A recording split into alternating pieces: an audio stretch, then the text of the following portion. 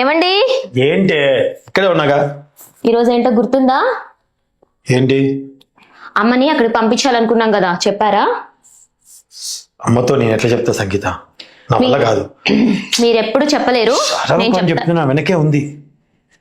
సరే చెప్పేద్దాం, నేనైతే ఫిక్స్ అయ్యాను కదా. సంగీత ఒకసారి ఆలోచించి సంగీత. ఆలోచించేది ఏం లేదు, నేను ఆల్రెడీ ఫిక్స్ అయ్యాను, నేనైతే చెప్పేస్తున్నాను. అత్తయ్య గారు. ఏంటమ్మా? ఇక్కడ మీ వయసు వారు ఉండే ఒక ప్లేస్ ఉంది, అక్కడికి మిమ్మల్ని తీసుకెళ్లి వదిలేస్తాము, బయలుదేరండి. అవసరం అనిక, దానికి మీరు ఏ పేరైనా పెట్టుకోండి.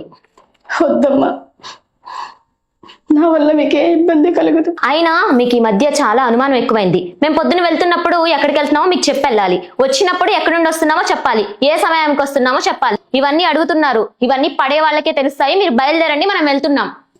ఇంటి పని అంతా నేనే చేస్తున్నాను, బాబును కూడా స్కూల్ నుంచి తీసుకొస్తున్నాను. ఏదో ఒక మూల పడి ఉంటానమ్మా. నేను ఎప్పుడు మిమ్మల్ని ప్రశ్నించను. ఒక్కగానొక్క కొడుకు, వాడిని చూడకుండా నేను ఉండలేనమ్మా. అయినా మీరుండే చోటు ఇక్కడ నుండి 500 కిలోమీటర్లే అత్తయ్య. 3 నెలలకు ఒకసారి నేను ఈయన వచ్చి మిమ్మల్ని చూసి వెళ్తూ ఉంటాం. అన్ని రోజులు వాడిని చూడకుండా ఉండలే. నేను చెప్తున్నాను కదా అత్తయ్య, పదండి. కానీ నువ్వేనా చెప్పురా. అమ్మా ఏం కాదమ్మా, నా మాట విను, నువ్వు పద. అమ్మ లేకుండా నువ్వు ఉండగలవా? కానీ నువ్వు లేకుండా నేను ఉండలేనురా. చెప్పురా కోడలికి. ఆయనతో ఏంటి మాట్లాడేది? పదండి, నేను చెప్తున్నాను కదా. నీకు దండం పెడతాను, కాళ్ళు పట్టుకుంటా. అత్తయ్య ఏంటి, ఏం చేస్తున్నారో అర్థమవుతుందా? మీరు పదండి, రండి. చెప్పురా. సామాన్లన్నీ సర్దేశాను, మీరు తీసుకున్నాడు. చెప్పురా. మీరు రండి, రండి. నాని తీసుకురండి. నేను వెళ్ళను. మాట వినమ్మా, మాట వినమ్మా, నా మాట వినమ్మా, నా మాట వినమ్మా, మాట వినమ్మా, అరే నా మాట వినమ్మా. అమ్మా చెప్పేది వినమ్మా. నేను చూడకుండా ఉండలేను నాను. ఏం కాదమ్మా, నువ్వు పద, ఫస్ట్ పదమ్మా, పదమ్మా. అరే ఇవన్నీ కాదు, ఫస్ట్ పద, నేను చెప్తాను పదమ్మా. నువ్వు ఫస్ట్ చెప్తా, నువ్వు పద. నేను నాలో లగేజ్ అంతా పెట్టేస్తాను, తీసుకెళ్ళండి.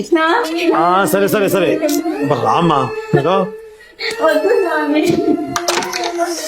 అమ్మా వెళ్ళిపోయారు. ఈరోజు మా ఆయనకి చాలా ఫేవరెట్ కర్రీ అయినా చికెన్ వండి పెట్టాలి. త్వరగా వచ్చేస్తే బాగుండు. వచ్చేసారా? రండి రండి. ఏంటండి డల్ గా ఉన్నారు? మీరు ఇలా డల్ గా ఉంటారని మీకోసం ఫేవరెట్ అని చికెన్ కర్రీ చేశాను, తిందామా? మనం ఇద్దరే కలిసి తింటే బోరుగా ఉంటుంది. 3వ వ్యక్తిని కూడా తీసుకుని వచ్చాను, చూడు. ఇంకో వ్యక్తా? ఎవరండి?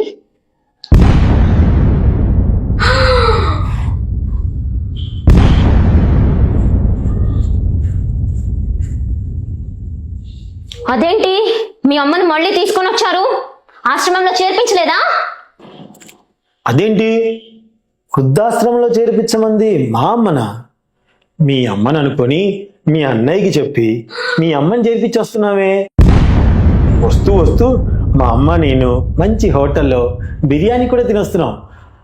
ఇప్పుడైతే చికెన్ ఉండానన్నావు కదా, ఆ చికెన్ నువ్వే తినేసాయి, సరేనా?